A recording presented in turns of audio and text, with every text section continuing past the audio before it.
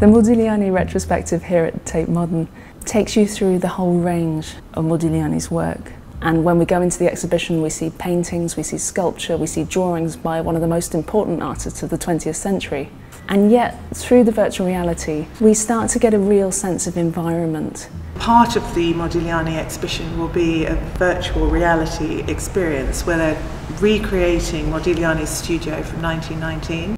You get that kind of gut feeling understanding that you don't necessarily get from reading about it or just looking at it in sort of 2D pictures.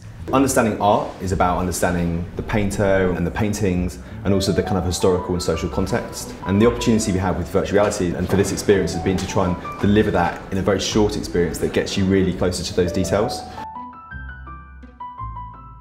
It's amazing how many different departments at Tate it's touched on. So it's been collaboration across the organisation and also with Preloaded and with HTC.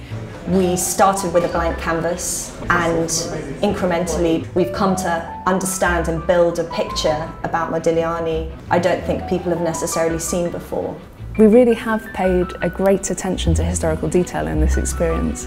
Whether that's from our researcher in Paris, Vincent Gilles, looking at what a stove should look like at that moment, to our co-curator in Milan, Simonetta Fratelli, looking at new Italian texts and bringing that material in. Everything you see in the experience, everything that you kind of like interact with, everything that, you know, from the light coming through the whitewashed windows, through to the, you know, the sardine tins, to the colours of the palette, are all completely kind of accurate. The space itself as a studio was never actually visited by anyone alive today. Working with the VR team has been an incredible experience for me, because I've been very impressed with the way that they can take something that's 100 years old and then recreate it in a 21st century virtual setting.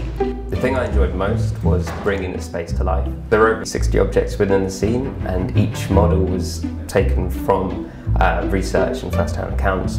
The technical research also enabled us to inform the markings on the canvas itself, to be able to inform the brush strokes and how you see that and how the light actually reflects on the surface of the model. We have done an X-ray of the canvas and the stretcher. We've also looked at it in infrared, and then conservation scientist Joyce Townsend has done analysis of pigments and media to work out exactly what he used.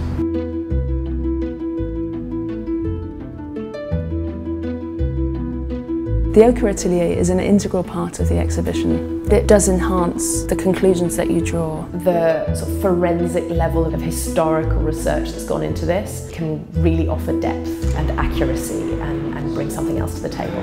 This has been something really new for us, and it's been exciting to push those boundaries.